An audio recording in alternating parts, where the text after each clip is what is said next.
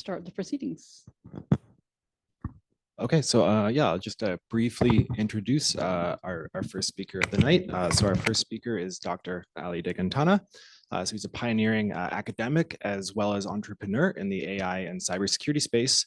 Dr. Dehghantanha is a professor at the University of Guelph, and since 2020, he's also held the Canada Research Chair in Cybersecurity and Threat Intelligence. Dr. Dehghantanha is also a pioneer in cybersecurity education in Canada. So he's the founder of the Canada Cyber Foundry, which is a center at the University of Guelph dedicated to advancing cybersecurity education, innovation, and industry collaboration. And in addition, he's the founder of two master's programs at the University of Guelph, the Master of Cybersecurity and Threat Intelligence, as well as the Master of Leadership in Cybersecurity and Cyberpreneurship. I'll give the mic over to Dr. Dehghantanha to deliver his talk, Navigating Cybersecurity Risks in an AI-First World. Thank you. Thanks, Aaron, for the introduction. And you know, there are very few people who can pronounce my family name properly, and he did that, right? For that alone, he got a few credits, right? Okay, yes, thanks for the introduction. I am Ali. I am a professor and a Canada researcher at the University of Guelph and the CEO and co-founder of Avali.ai. And today, I am going to talk about navigating cybersecurity risk in AI-first world. It's an honor to be the first speaker in your inaugural series of the AI and security. I didn't know that, right? That's great, amazing, right? So anyone in cybersecurity usually starts their talk with a slide like that, right? That when you are working in cybersecurity, you are playing the role of seatbelts in the car. If the car is going to go faster, you need better seatbelts and the brakes and all other things, right? And when you're looking at how the AI, the pace that the AI is now building and developing and moving, we need a lot of brakes and a lot of seatbelts, right? I mean, I recall I was talking with one of the head engineers in IBM about the AI development like in January. And we were talking about a model that they have developed back in October. And we find some vulnerability that they have had when they deployed on the clients, et cetera, et cetera. And he was like, which model you're talking about? And I was like, yeah, you're releasing in October. And he was like, I don't remember. Even none of those engineers are working in IBM anymore, right? So that's the pace we are talking about, like the model released in October, and even none of those engineers are still there in IBM, right? Continuing to serve and build the model, right? So when the pace of change is that fast, the level of security that is required is at a different level. You know, I am not that old, but old enough to remember the days that the users have moved from like traditional desktop to mobile phones, and everyone were talking about bring your own device risk, right? How we can secure that? That was a disaster. Like, you know, people were coming with their phones and we can't see what there is, so on it. We managed it somehow, right?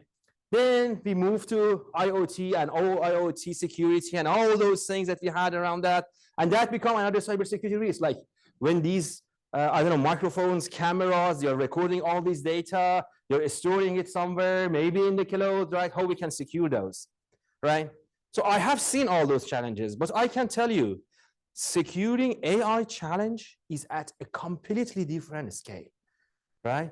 Because we are not only talking about like securing some data in transit or at rest, we are talking about engines that are learning at real time, and making them to forget what they learned is a big challenge, right? You are like, can you forget that? Because I want to comply with the GDPR regulation, and there is a term there that the users have the right to get forgotten from what have been.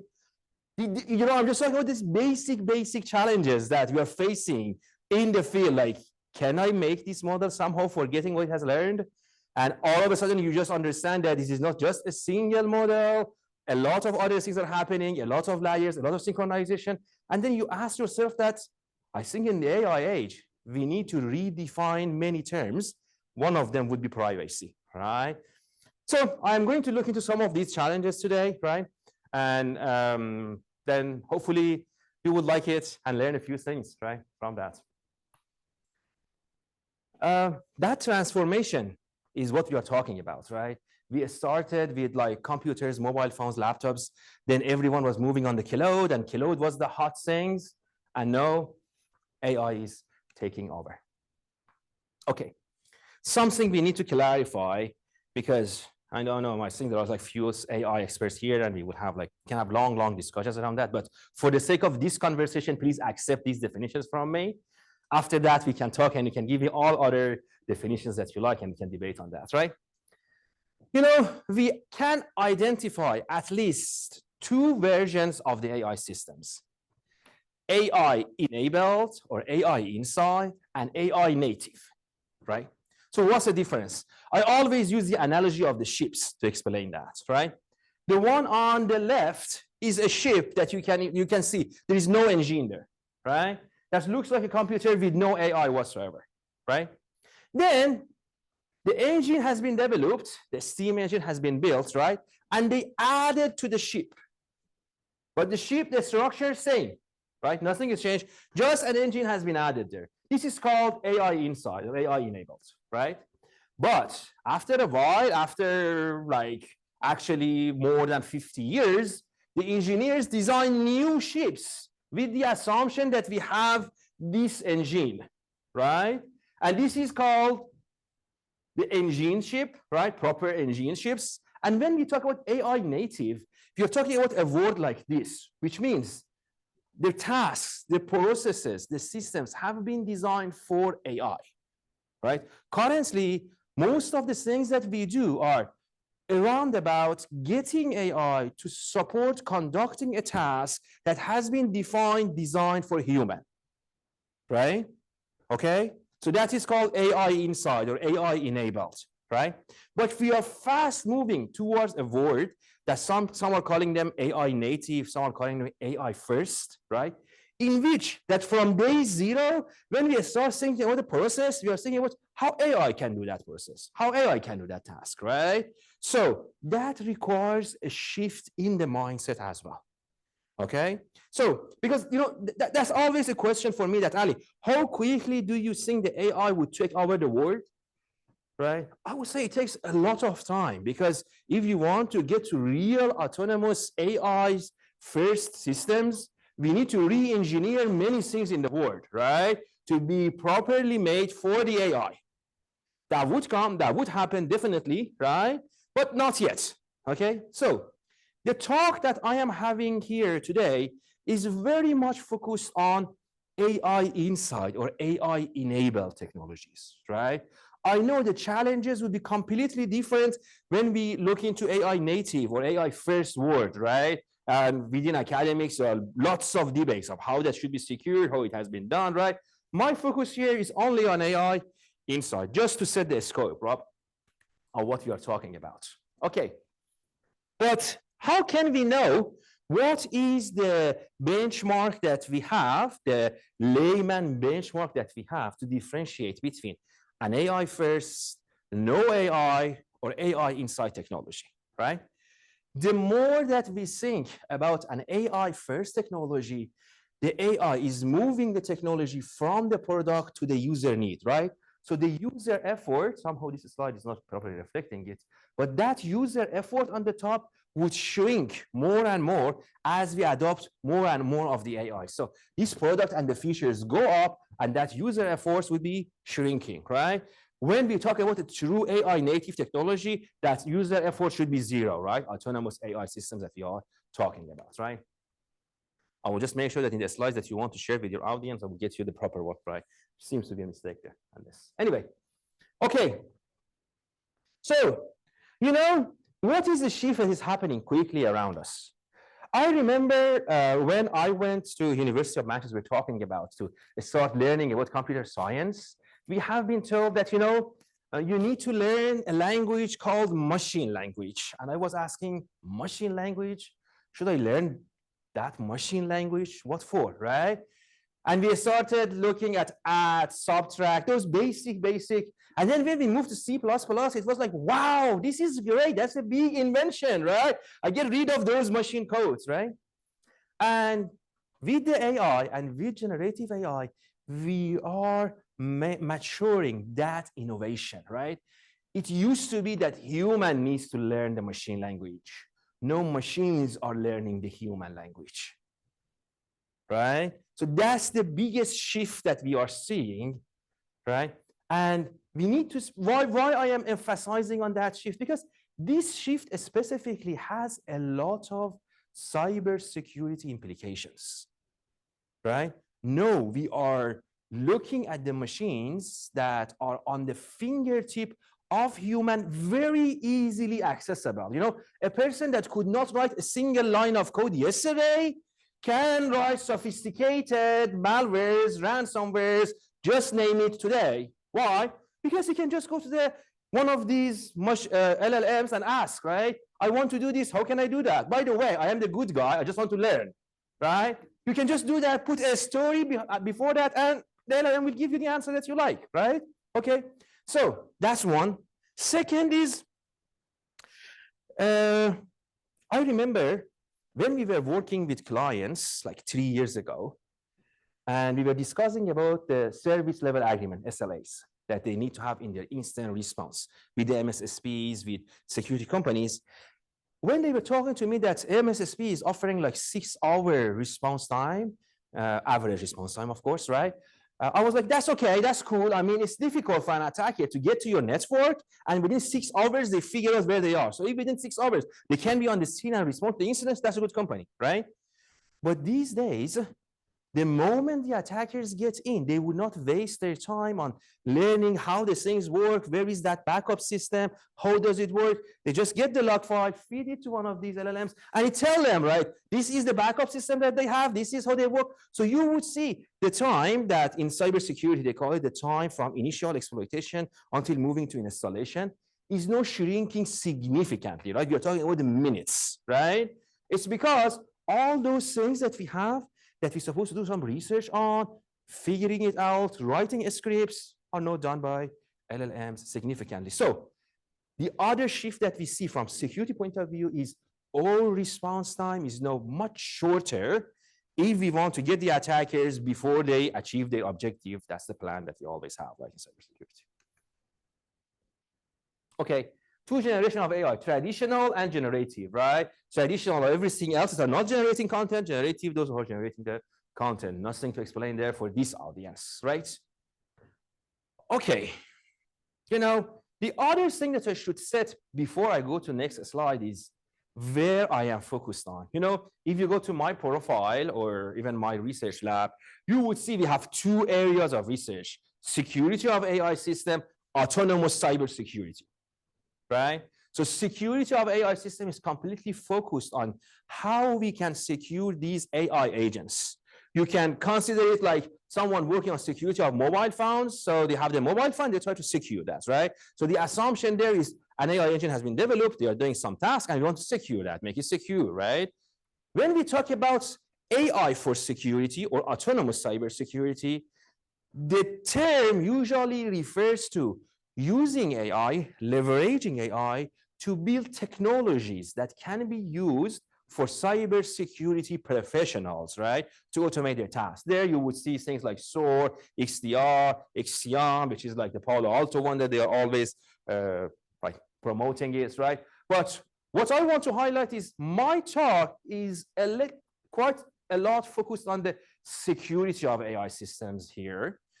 You may call me back another day for AI for security too, right? I have another version of that. It's much more focused on that side, right? And the reason that I want to focus on security of AI system is when Aaron invited me, I was like, this is AI for security. So I was like, okay, so they have a lot of speakers on that side, AI for security. So let me talk on the other side, right? Security, I'm just kidding, right?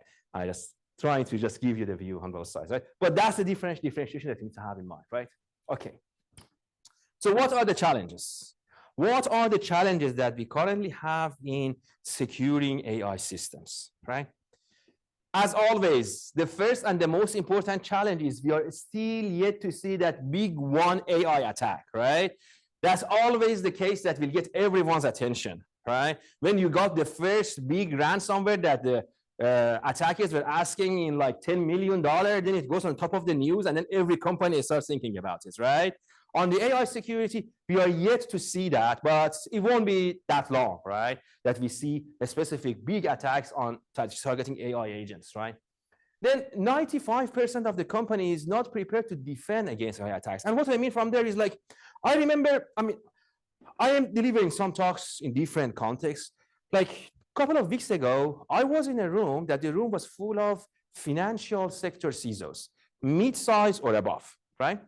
And in the room, I asked, how many of you are monitoring your AI systems? And only 2 hands went up. And I was like, so how do you know that you have not been already hacked? If you're not looking at it, there will be no way for you to understand that there was a compromise or there was an attack, right? And that's another challenge that we have. And still, current market rewards fast to market AI development, not secure to market AI strategy. And security and AI, and that's the last one, probably is most important in real corporate environments. One of the challenges is security and AI these days are having different reporting lines, right? So you have chief data officer and chief security officer. They both may even report to the board, but because they are two competing chiefs, right? Finding the common ground that we need to work with each other is quite an issue in most of the companies, right? Okay. I am going to look into some more technical stuff, right, on how we are securing our system. But before that, I want to give you a very high-level view of how these systems work. Of course, each AI system has its own implementation, architecture, right? I am just overgeneralizing here, right? In any AI system, you first have some training data, customer data that goes to the AI platform, right? So that's the first data that you start training your model with and building that AI platform, right? Once you build that platform, now you want to use the platform to offer different applications. That's moving from AI platform to AI application, right? So for example, you have an AI engine that can, I don't know, generate text. Now I wanted to create text in the medical context, right? So I move from a platform to an application, right? And then for that application to work, it has input and outputs, and those input and outputs are going through AI process. That process could be fine-tuning, could be making sure that the AI model is not drifting. Everything you can think of, right, would be part of that AI process. Meanwhile, while this external application is doing its job, there are some, in this AI application is doing its job, there are some external data that will be fed to the system. These external data are usually the users or the organization of adopted AI system data that is coming to that environment, right? So at a very high level, any AI system that we have out there is having these components, right? So when we look into securing the AI system, it kind of depends on what AI system you're talking about. Are you talking about that AI application? Or you are a platform provider and you want to secure that AI platform? Or you're just playing a role in the AI process, right? And you want to make that process secure, right? So what I am going to suggest here and discuss here are resonating to different people based on the role that you have, right? You cannot generalize them. So for example, if you are working in OpenAI and you're building the AI platform, the risk of shadow AI, I'm going to talk about it, is not relevant to you, right? But the model poisoning would be, right? Okay, so it depends on where you are sitting and what part of this platform, this ecosystem you want to secure, right? That you will be exposed to different risks, right? And these risks are increasing significantly. I remember that I was working with a client, they were like a small, medium-sized bank, right? And they had only one AI application in late 2021 for like prediction of the prices of the assets, right? Last time I talked to them, like it was late 2024, in like a year and a half, they had 30 APIs now, right? Because almost all their vendors now have AI in there, right? So Adobe, right? All those Photoshop and everything now have a big layer of AI that needs to be secured, right? You talk about it, like the co-pilot has been added to the development cycle. That's like another layer that needs to be secured. All of a sudden, you are talking about a significant attack surface that has been added to your organization, right? So what I'm saying is like, whenever you talk about security, think about security, see what you are doing on that space, on that scope, and then you need to think about how to secure each of those elements, right? AI application, AI process, AI external data, etc., right? With the assumption, with the understanding that we never have 100% security and there is never 100% certainty. That's something we are accepting, right? Because, you know, what I understand is when I go and start talking, especially for the people who are coming from data science background, right, and they have built AI system and we start conversation around cybersecurity, they keep highlighting that hallucination issues and we are not always sure what the AI is producing. This is very well known to cybersecurity professionals, right? When we are like going to cybersecurity 101, we have been taught that there is nothing 100%. I know that the data scientists usually like to have 100% accurate prediction or an action. That's not going to happen in cybersecurity, and that's something that is culturally set here, right? Okay, right. So, do we need to invent anything new now that we are moving to the AI world?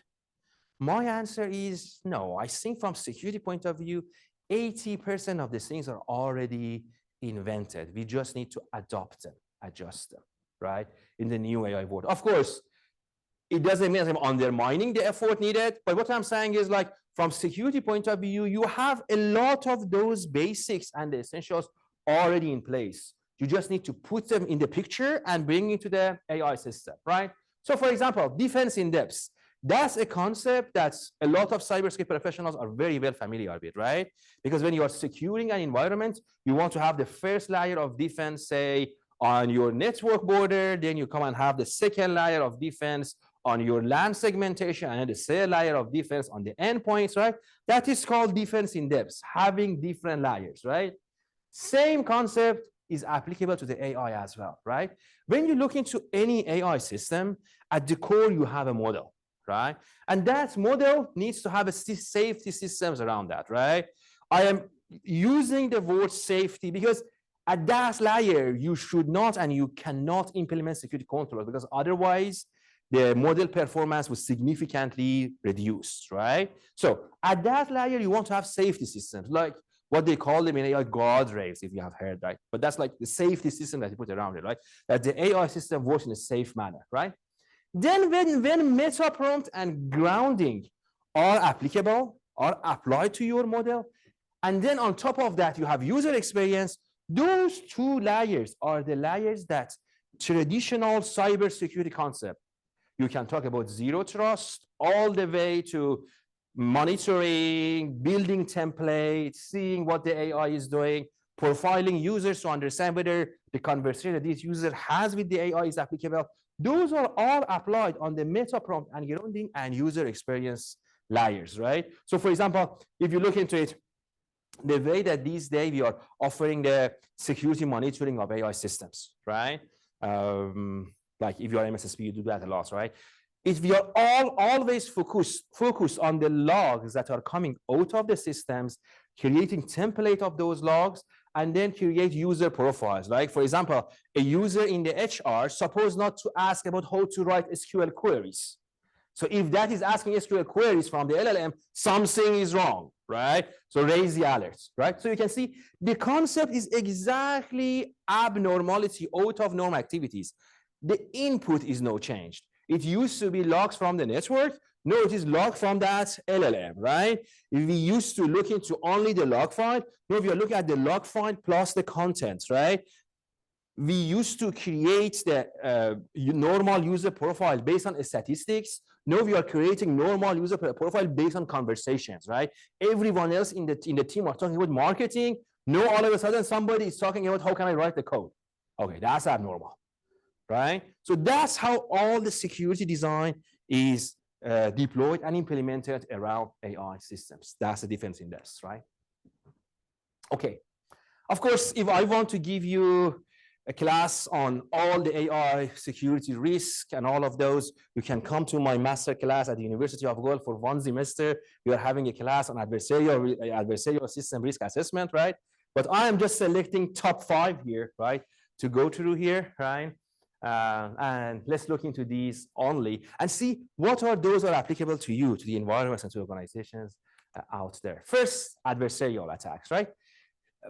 All my data science machine learning colleagues love that. When I start talking adversarial attacks, they're like, we love it, right? We know what you're talking about. You're talking about creating payloads that could bypass the AI action, whatever it is, right? And make it to have the wrong prediction. Like I pass it an image of the dog and it says it's a cat, right?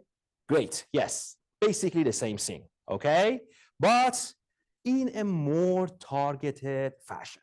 Let me show you, right? So the concept of adversarial attack is the attacker, the adversary, tries to create out-of-distribution samples that is considered as in-distribution sample for an AI system, right? I think I can use these terms in this context, right? You rarely get the chance to be with an audience that you can easily say out-of-distribution, in-distribution, and the boundaries of the learning. Cool, right?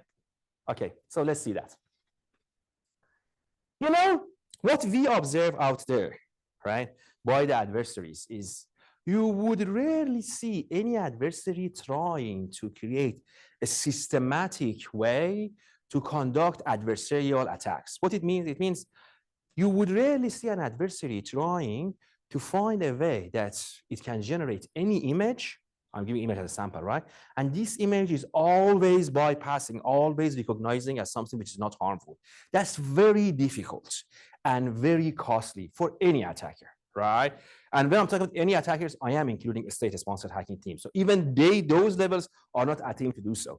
But what they are doing and what I have seen out there is attempts to create targeted adversarial samples, right? So for example, we have seen attempts that they were trying to test adversarial systems that could advise the military on how they can paint the airplane. So if there is an AI recognition that is looking at a picture or looking at a video, it is not recognizing that plane in that background, right? I mean, building something that would detect, that would be able to make the plane invisible in every background is difficult.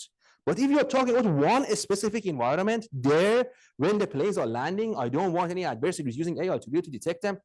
That is happening out there, right? Whether it's like satellite image or like directional image, they are working on that. Or for example, other attempts that were made that for military boats, I just put a different picture there for some reasons, right? That instead of detecting them as a military boat, they will detect it as a normal civilian boat, like the taxi boats, right? In that context, right? And algorithms and everything is there, right? If you go to our website, you can see some of those implementations there. They are all publicly available information, right? Or another attempt, right?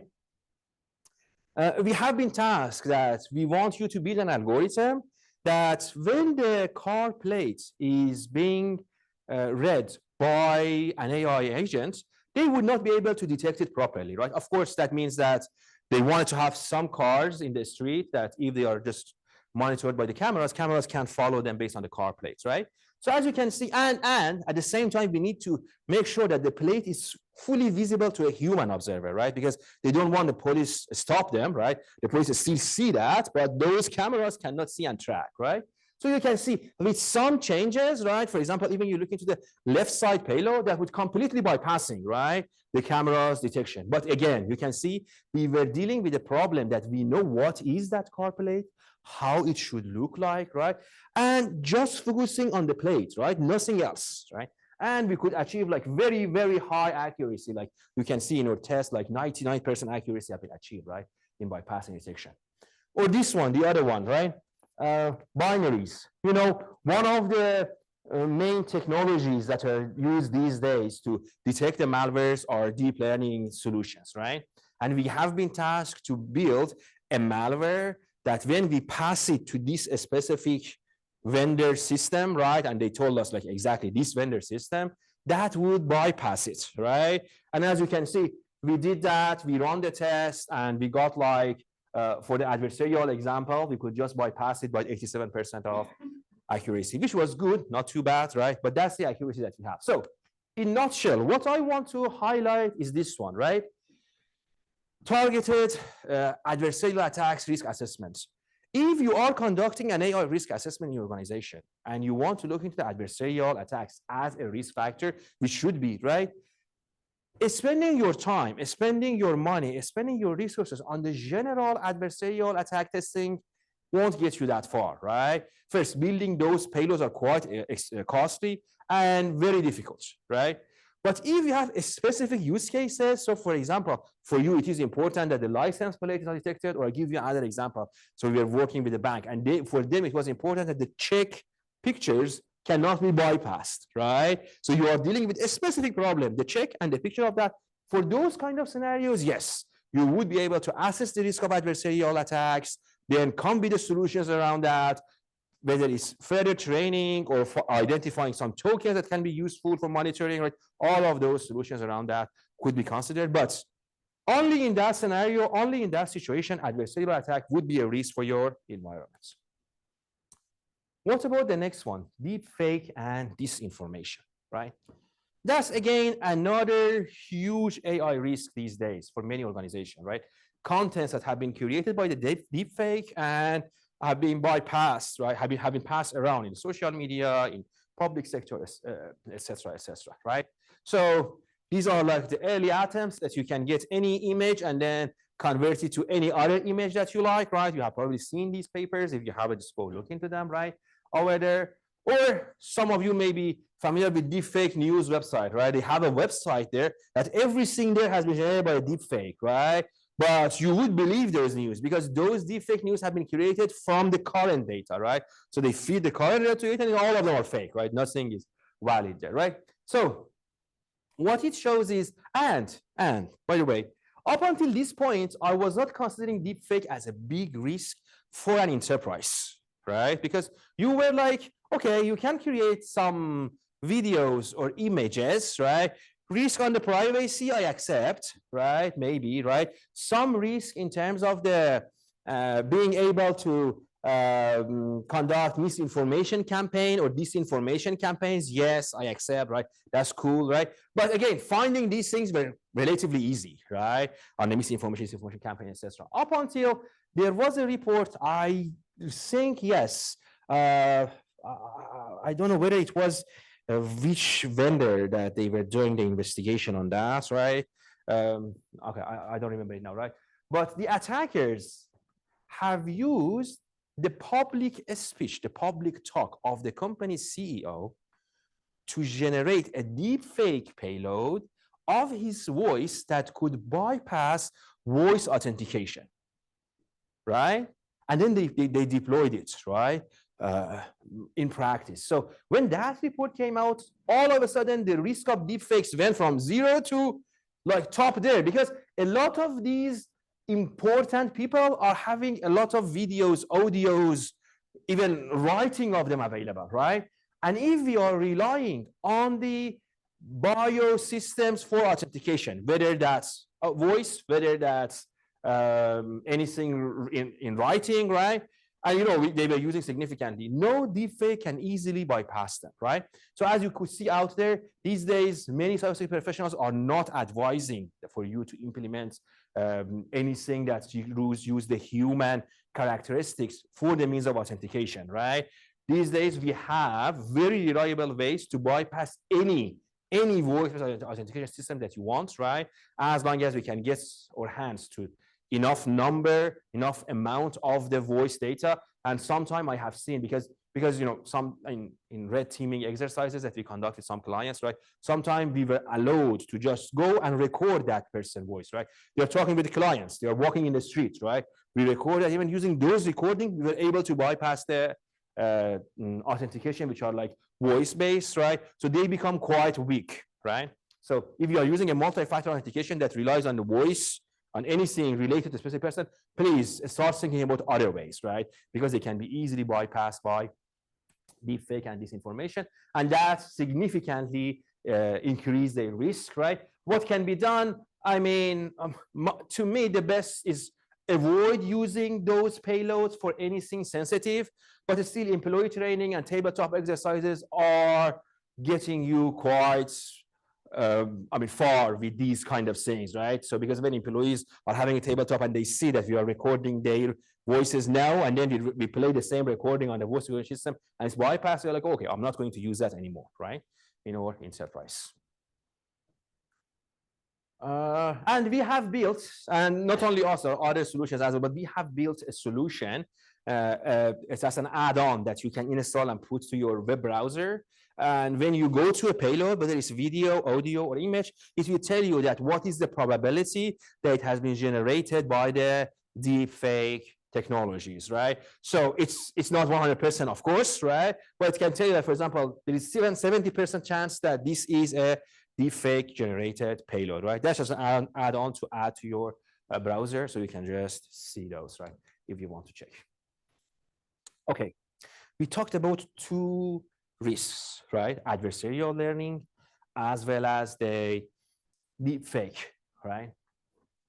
And from a technical person point of view, these should be on top of your AI risks, right? Because you go and check academic paper, like 90% of them are adversarial learning, and the other 10 is deep fake, right? But in enterprise, the biggest risk is shadow AI, right? That's the biggest thing that enterprise organizations should be worried about. What is shadow AI? You know, what was shadow IT? Do you remember when we talk about shadow IT? It means that the company has its own infrastructure, but the employees are bringing their own infrastructure, whatever it is. It could be just a remote connection to a modem, or it could be the device that they put on your system.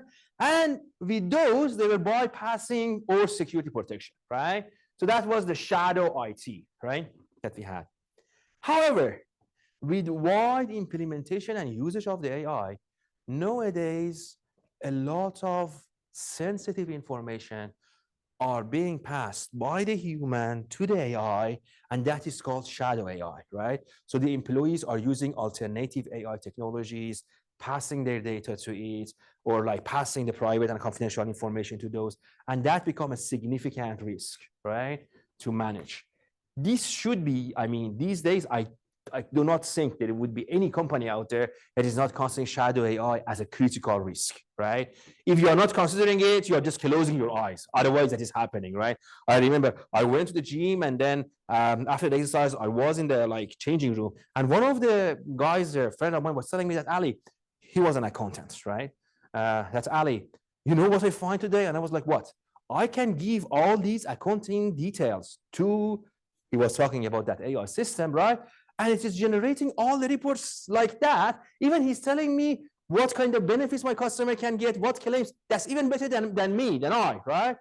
And I was like, so you're passing your client data there? He's like, yeah, right? So you could see, like, and he was the manager of that accounting firm, right?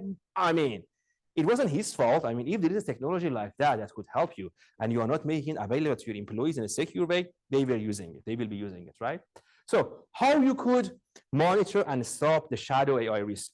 First and foremost, make sure that your endpoint detection and response, your EDR system, whatever you are using, is relaying the AI data as well, right? So they are monitoring what your employees are doing with their AI systems. And of course, if they are connected to an AI that you have not approved, you can detect it there, right? That's the easiest and best solution to have, right? But of course, that doesn't mean that you can monitor the employees to not use on the secondary or tertiary data that are not, the assets are not for your company, right? But that's the risk that we always accept, right? In any context, right? So, well, I talked about challenges a lot, right? So even privately hosted versions of AI, if you look into them, that's probably the most important point in this slide, right? Even vendors that offer privately hosted versions of AI maintain the right to review prompts, codes, and outputs. So data can be accessed by them, right? So even if you are using a privately owned or privately held version of the AI, look into your audit contract and see what that person is doing. I can share you another story. You know, like I would say 7-8 months ago, OpenAI enabled memory, right, in their generative AI solution. And after that, all of the other vendors followed, right? So what it means is it is trying to remember what you have talked to with that AI solution. So next time that you come back, it will give you better answers, right? And OpenAI initially was saying that we are only storing it for that specific session, but then they find it's impossible. So they said, no, it's limited to every single user, right? On all the sessions that you have, right? But when the vendors, the third-party vendors, are trying to use OpenAI solutions to offer their own API on top of that, right? What is happening is they are moving that memory from the OpenAI to their environment, right? Because they want to generate prompts or inputs that are more optimized, right? More, I mean, better than your user prompts, right? What that means is like, no, you have a vendor that has a memory, a database, a system there that knows everything about your company, right? These days, one of the best targets, most valuable targets for the attackers are these AI API providers. because for all the clients that they have, they are saving it there, right?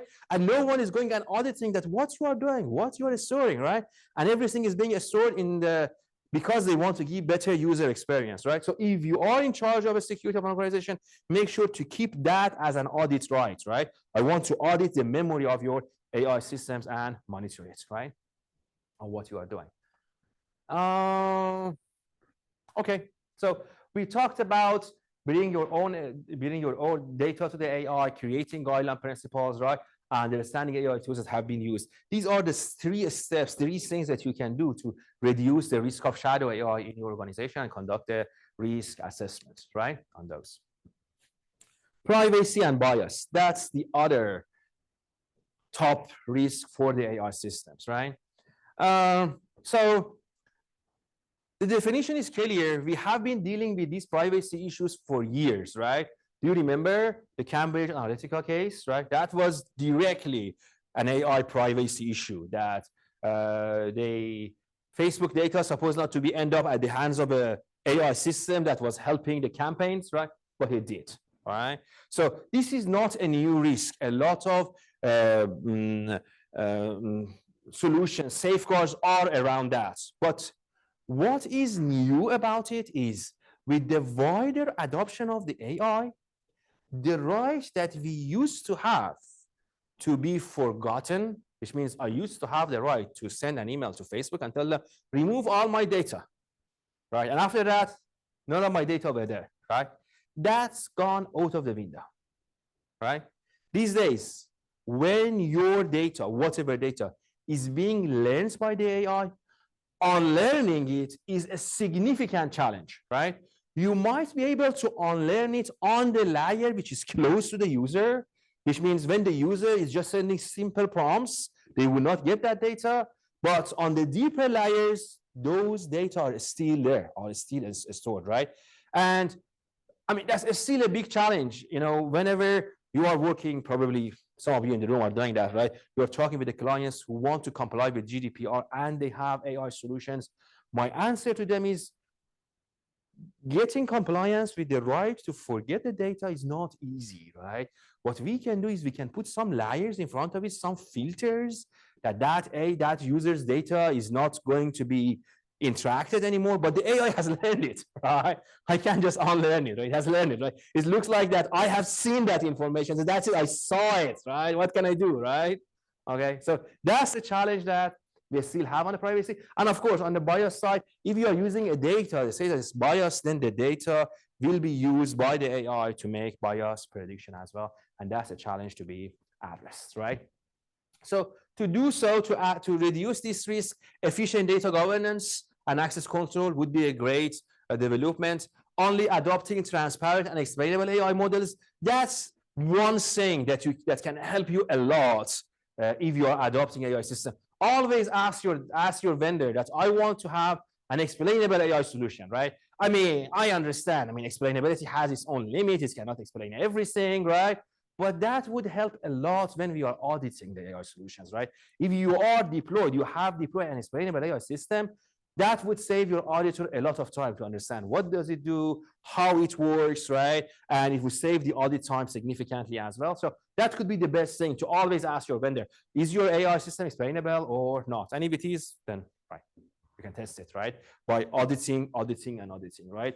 Including auditing of the AI system as part of regular audit should be a #1 priority for most of organizations, right? You never know what has changed in terms of data, in terms of the ways that the model has, in terms of model parameters, and auditing would be your only best solution. Okay, sorry. Human factors and insider threats. That's always the risk for the AI system as well, right? That's the other thing you should consider. You know, if you are building an AI platform and an employee can just copy those, steal that model, that's it, right?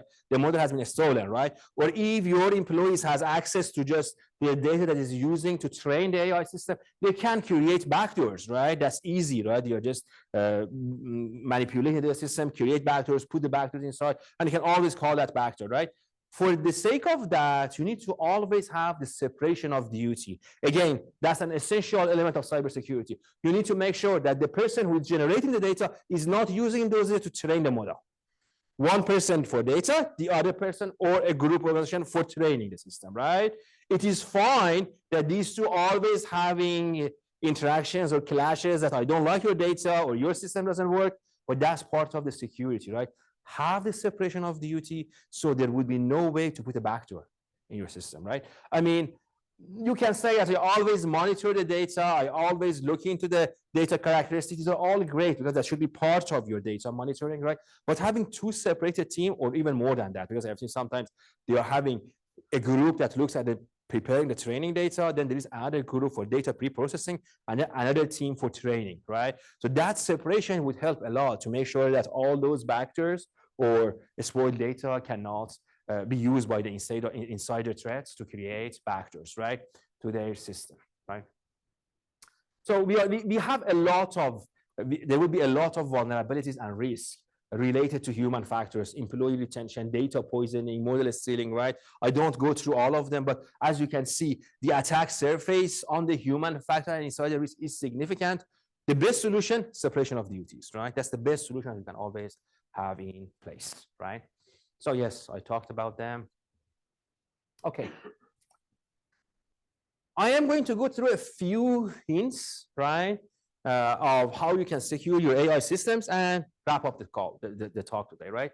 First of all, because Gen AI is becoming quite big these days, a lot of companies are using that, right?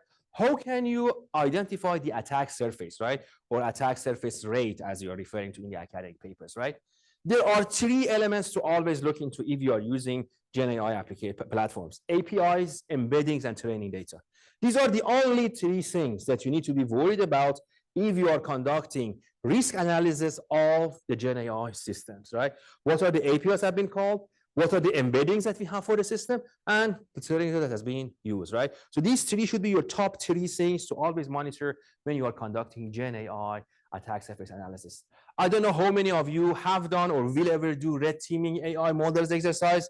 These are the exercises that that you are engaging with cybersecurity professionals or data security professionals and trying to identify worst case failure modes, right? What can we do to make that AI system fail? These are like great ways these days to make your AI system secure, right? So if you're looking for real security, one of the best ways is to conduct red teaming exercises, simulating malicious AI attacks, testing biases, toxicity, all everything you can think about, and then evaluating response consistently through the red teaming exercise that you have. So my concluding remarks. In the next few slides, I am going to list down some actions that different professionals can take to make their AI secure, but in a very high level. The first step is to establish data governance and protect your interaction. The second step is account for securing the entire data pipeline from the generation until training and then inference and then removal of the data, right? And then account for securing the entire AI lifecycle. We talked about it. And finally, conduct regular AI security assessment, right? I'm not going to go through the rest of the slides. I just put it for the audience as we'll get the slides later on, right? But for every role that you have, AI sec, the top of the mind, and CISOs, I have added actions. Do you remember I told you AI platform, AI application, and AI process, right? For every single of those and the role that you have, I have included actions that you can take to keep them secure, right? The final notes. Like everything else that you want to secure, don't forget, security is a team sport, right? You know, the same way that we were telling the engineer, telling the security professionals that if you want to secure an IoT environment, you need to have a good relationship with the engineers because they are the one who are seeing the metrics, seeing the devices. In the same way, if you want to really secure your AI systems, you need to have great relationship with your data scientists, those people who are on data science team, right? Because they are the one who knows what sort of metrics should be monitored, right? What sort of data goes in and out, right? So don't forget that. We are quickly moving to a world that everything is AI, right? But always for security, human behind the technology is much more important than technology itself, right? Including AI, right? For the AI, make sure that you always think about the human behind them and work with them to have a proper, secure system. Thanks for your attention, right?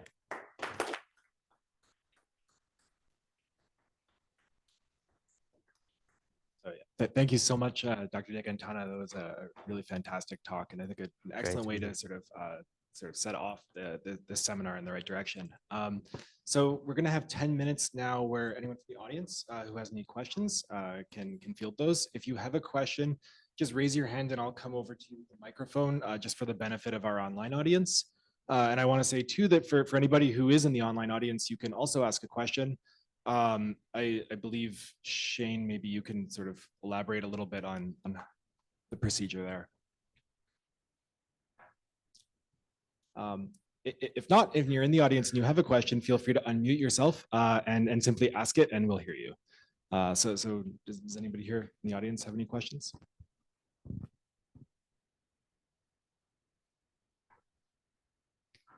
Here. So just thank you again for a very interesting talk. So right now, what's kind of the most common threat vector that people are trying to use for attacking these AIs or having these AIs attack? Well, the biggest risk, as I said, is the shadow AI these days, right? That the important information is being exposed to the AI, right? But this is usually considered as internal risk. Of course, the impact would be more than internal, right? And if you want to look into the way that the external attackers are trying to get into the system, the injection type of attack, whether it's prompt injection, code injection, right? Those are very common as well, right? From an external point of view, that they try to inject the content to understand what that AI system learns, right? And the third avenue that we have seen sometime use, not that much, we have just seen it in a few cases so far, is like when the attackers get into the environments, they try to use the access to the GPTs to exfiltrate the information from inside to outside, right? So if you are not monitoring it properly, that can be used as an avenue to exfil, right? So what the attackers are doing is they are creating their own GPT, right? Make it publicly available, say on OpenAI or anywhere else, right? When they are inside your organization, they use that GPT to upload the data to. So they pass the data to their GPT, right? And the GPT is being trained with that, right? So it has been used as a means for exfiltration, right? As well. So do you think this is happening internationally, like with all the models being built in China and other parts of the world? Mm-hmm. It's not even just a single kind of model. Now there's a bit of a race going on. I'm not calling it an arms race, but it is an arm race. What are the issues? What are the security issues with so many actors with very different motivations? Okay. The thing is, as we are having AI technology being built for different use cases all around the world, these are being adopted significantly as well, right? So the focus that we have today was mostly on when you adopt these systems, how you can make them secure. But the risk that I think you are referring to is as these platforms are being built by different states, how we are exposed to the risk of using that platform, right? And we have experienced that, right? So for example, I remember the days that we were using foreign built softwares for a lot of our work, and then all of a sudden we have been told to stop doing that, right? And then after that, there were like a year ago that we were talking about closing one social media, foreign on social media for their security risks, right?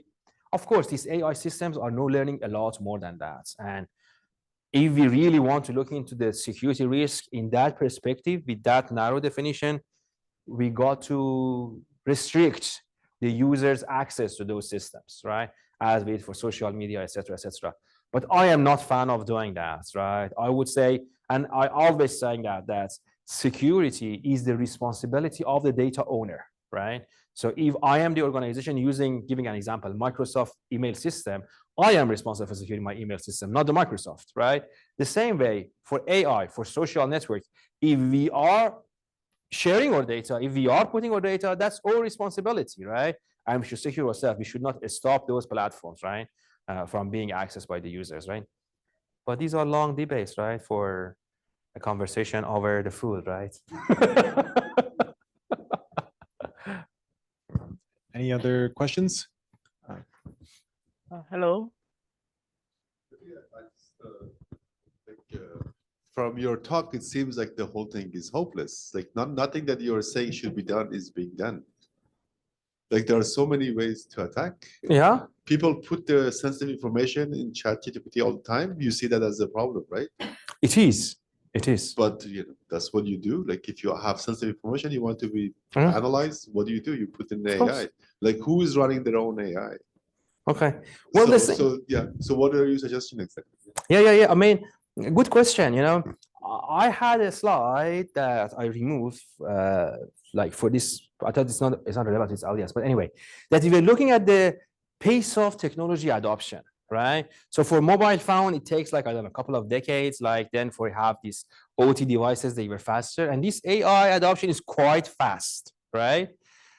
I remember the days that we were in the same situation for mobile phones, hopeless, no solution. Everyone was just putting their data in the mobile phones and sharing it and taking out of the organization and what we should do, right? But these days, mobile phone security and mobile phones are considered as one of the secure environments. So what I'm trying to say is, I understand what you say. As the situation that we are currently in terms of security is very poor, very bad, right? And the main reason is everyone is focused to just get the AI solution out of the door. No one thinks about, okay, so how someone should monitor these AI systems? What are the logs that comes out of this? How can I explain it, right? And that's why I am here, right? On the Friday afternoon in this audience talking, right? I want to raise that awareness, right? These people in the room are those who would be developing it or are developing it or connecting with those people, right? Think about how you are securing that technology, right? That is something completely missing, right? I don't want to just repeat this cliche words that like security by design for AI systems. I am a security person, but I don't think pushing the people to have security by design, especially for these new technologies, is possible, right? So I don't want to be unrealistic, but what I'm saying is like, you need to monitor these AI systems for their performance, right? So you are monitoring it. Why not adding a few security metrics there as well? So we can look into what is happening from security point of view. That is missing. You are right. You are right. We should give up hope that these models would show up with like hardening guides. So can you just repeat? I can't hear you. In terms of securing different AIs, right? Like, should we expect like more hardening guides to accompany them, like to at least provide guidance on how to secure it? Yeah. Would that make a difference maybe when picking this model versus that other model? Or we need to start from somewhere, right? I mean, look into I just don't want to name companies anyway, because I don't want to name my relationship. But look into some companies that are building major, big AI solutions, right? And go and ask them that, okay, I want to implement it. How can I monitor, right? How can I monitor that, for example, what prompts are going to your system? Good luck. I mean, we have major vendors that they clearly tell you, we don't want to give you, but they don't have a way. They haven't implemented it. All right. So that means like you're redesigning the system, right? So those guidelines are great, right? That's what we can do for security users. Let's do that. Let's just use those guidelines, right? But currently, other than some vendors, most of the vendors out there don't have anything for security monitoring, for protection, for even incident response. You know, these days we are seeing AI agents, like specifically chatbots, that are giving responses that they shouldn't do, right? And our only solution is, let me write a wrapper around that so not everyone can see it, right? Because what can I do? I mean, you provided that system as a black box to me, right? How can I figure out why it is giving this answer? Right here. Hi, so you talked a bit about data governance. How does that weave into like educating organizations on the best practice so they can actually move it forward? Because if you go back 10, 20 years and you talk to a developer about, hey, is the code secure? They go, I don't care. Someone else is going to take care of that. Whereas how do you get that education in, especially at the data layer, which is tough. Yeah, I understand. You know, let me elaborate more on that point. He's saying that If you remember, for the past 10, 15 years, we are trying to educate developers to follow secure development life cycle, right? Secure this, secure that. And even these days, you go to companies and developers hate us, right? These guys come again. They want to start, make my work slower. And like, I remember I was working with a software development company. I was trying to help them just implement it. And then I saw developers are intentionally putting loops in their codes that when I am monitoring, my time is getting wasted on those loops. So when I go through it, and I was like, guys, I'm here to help, right? Not wasting my, I'm going to charge the client anyway, but I'm here to help, not just wasting my time. And back then, or these days, we were talking with technical people, right? Developers, we had some common language. When we talk about data governance, we're talking about all employees, right? Everyone, right? And we're going to govern that. The challenge he's talking about is significant, is huge, right? Because how could you stop, right? Say, I'm a bank teller, and how could you stop me to just go to my GPT because my system doesn't work and show an error message? Instead of waiting for the AI to respond back, for the IT to respond back, I would just go there and say, I am seeing this error on my system. What can I do? Right? I have seen snapshots have been posted to the AI system with credentials, right? This is my credential. This is, what can I do?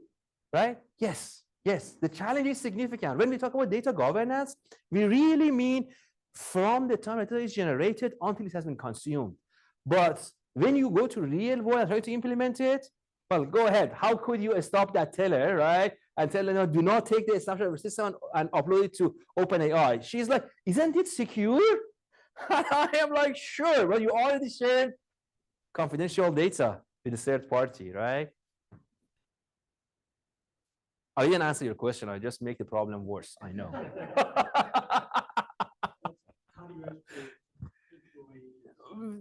You know, table.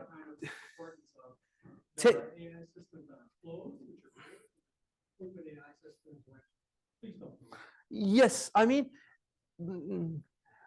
I have been to many organizations that they try to offer a closed AI system, as you said, right? But the moment that closed AI system is not giving them the what they call it right answer, the most optimal answer, they switch to the other AI system first. Second, what I noticed is providing that private AI system in a secure manner is difficult. You know, all of a sudden, when you start implementing and deploying that private AI system, that system by its own become a prime target for the attackers. Imagine you have one system that knows everything. Why should I not attack it, right? So my recommendation always to the companies who are doing that is, it is great. You need to always try to offer your private Gen AI or whatever AI solution. But first think about how you can secure it. Do you afford to secure that, right? Or you make the problem worse. No, you have like one other system for the attackers to target and come and learn, right? Because, and you know, the other thing I noticed is most of the time when they are implementing these private AI system, they try to reduce the guardrails because they are like, these are only my employees, right? Sure, good. But the assumption that only your employees are getting access to that system is wrong, right? Okay, so education works a long way, right? But if education wanted to be the solution, we shouldn't have any phishing, successful phishing attempt already, right? But education is important. Providing the proper ways to access these AI systems in a secure and private manner is important, right? And trying to make sure that the users understand, people understand that the AI cannot forget what it has learned, right? That's another thing. It is not like that you can send an email to any of these big AI vendors and they tell you, thank you, sure, we just removed all your profile. That's not possible, right? It's not social media, right? So I think a couple of questions back, I might have heard someone trying to ask a question from the online audience. If so, you can feel free to chime in now. Or you can type your question as well. Oh, hello. Hello, Leonard. Yeah, so if I remember when you were in your talk, you made mention of the fact that so the current models we have for cybersecurity is quite sophisticated to address some of these AI challenges. So how far, like, how concerned should we be maybe in terms of the future? Is this sophisticated now, or should we be worried later in the future. Sure. You know, it is always get worse before it gets better, right? And we are exactly at that situation with the AI. If you look into the Gartner reports, right? Okay, I should have mentioned the name of Gartner, but anyway, I mentioned already, right? The report of that company that they are having those like diagrams for the life cycle. Currently, AI is in the top, right? So there are two judgments to make from here. Either because they are in the top, they would not be anymore in the future, or they are in the top and they will go even higher, right? The next diagram will be higher. I don't know that, right? I don't know what's going to happen there, right? But what I can tell you is there are a lot of people in cybersecurity and AI domain working these days on securing these AI systems, right? So I can see the attempt, I can see the efforts, right? So what I'm saying is like the same way that if you go back to the early days of social networks, security was the big concern. We are in the same situation nowadays with AI, right? Just much bigger, right? So while the AI is not as secure as we like it to be, but don't forget, the rule of thumb in cybersecurity is always a business enabler, right? We cannot tell the business to not use this, to not do that. It's our job to make it secure, right? And we are doing our best. We are doing our best, right? We can do what we can do. And then what we should do, we will write down the risk register and get the CEO to accept the risk, right? That's what you can do at the end of the day. All right. Thank you. I think, yeah, maybe we'll take one last question and then we can go out into the foyer for coffee and some snacks. So just quickly, in your opinion, what does the next big cyber attack in this domain look like? Like in the next few years, where would it be? How would it occur? What is the attack vector? Yeah. What do you know today? Yeah, I mean, it's very difficult. You know, I am thinking about these like every night, right? That whether a big data poisoning attack happens first, or if big data exfiltration happens first, or the big model exploitation attack happens first, right? I don't know, because there are lots of risks here, right? To me, if there would be an attack that the attacker can get access to some of these AI platforms and then extract private information from those platforms, that would be big, huge, right? Imagine that you are a company that provides that platform, like OpenAI, like DeepSeek, right? An attacker can get access to that platform engine and start stealing. That would be huge, right? So if you ask about the huge cybersecurity attacks, that's one of them, right? That could happen. That is not likely. You know, I remember back in 2018, everybody was saying that it is not that likely that someone can attack Yahoo. Yahoo was quite big there, right? And see the information until the information has been publicly published, right? So it is not likely, it is not easy, but if I can steal a model, I am just putting some hypothetical scenarios here. Hopefully no one would come back and sue me, right? But say you have an older version of your AI system, say GPT-3, right? And you decide to not use them anymore and retire that system. And for some reason, these systems are not, these models, which have been already trained, et cetera, are not as much monitored and secured as your latest GPT 4.5, which it is today, right? And the attacker can get access to that GPT-3. Well, that GPT-3 already knows a lot, right? I don't need as an attacker to get access to GPT 4.5. If I can steal that GPT-3, that's like good enough for me, right? For most of the purposes that I have in mind. I agree that it's not easy, but if we talk about the huge attack, that would be very huge, right? Okay, so thank you so much again, Dr. Dehghantanha, for Thank you. your very stimulating talk.